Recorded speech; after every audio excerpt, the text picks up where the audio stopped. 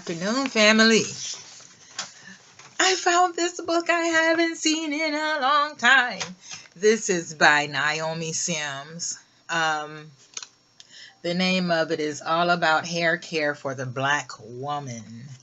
I know I won't be able to read it to you tonight, but let me give you some of the chapters that are in there.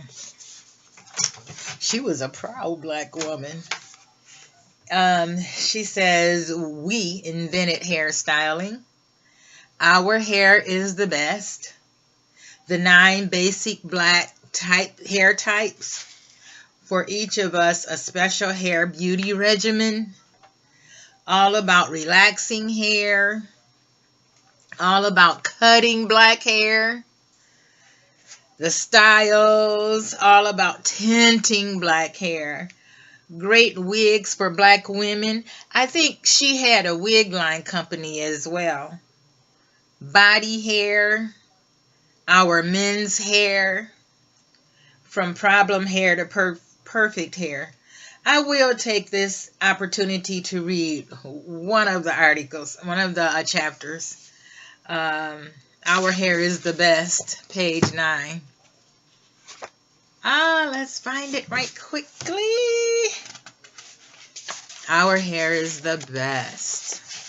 I work with Caucasian hair. Caucasian hair is the easiest. It's very easy to manage. But I love to put my hands in our hair. I love it. I love it. I had a client, and we are very real with each other.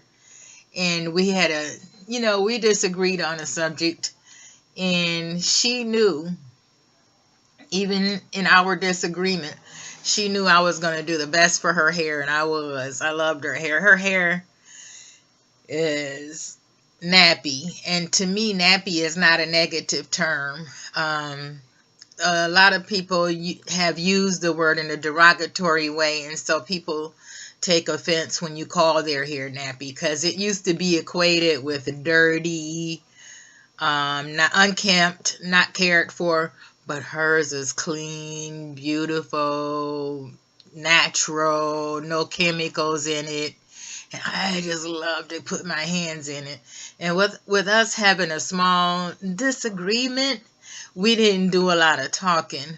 So therefore, the last time I did her hair, it came out perfect. For you beauticians, have you ever done hair and you just wanted to, you did your client's hair so well, you just wanted to follow them out the door?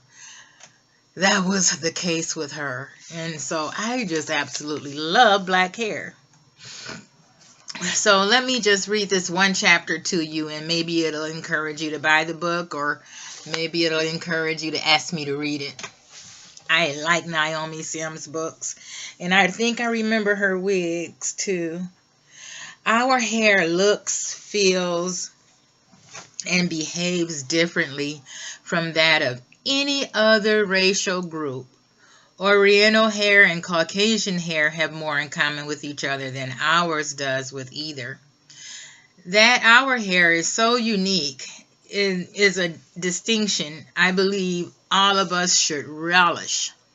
Our hair does not require tending carefully, but if treated well, can outperform other types of hair for sheer versatility alone. In order to understand the special type of treatment our hair needs, we must fathom how and why it is unique. To do that, we need to know the basic facts about hair in general, facts that hold true for all hair types. Hair grows out of skin and shares many of the structural components of skin. Skin is a complex matrix of interwoven layers. What most of us think of as skin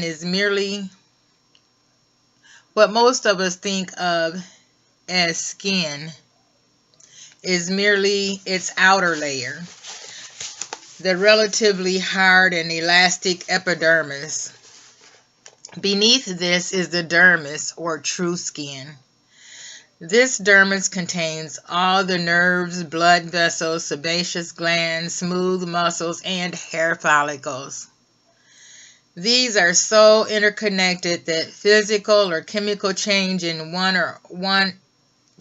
any one component will affect all the others.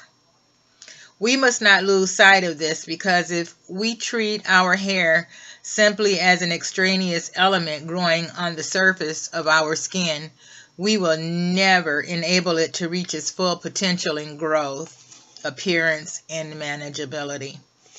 It is vitally related to our anatomy as a whole and can be altered positively or adversely by even the smallest changes in our metabolism, such as can be brought about by a new climate, a new diet, even new sleeping habits.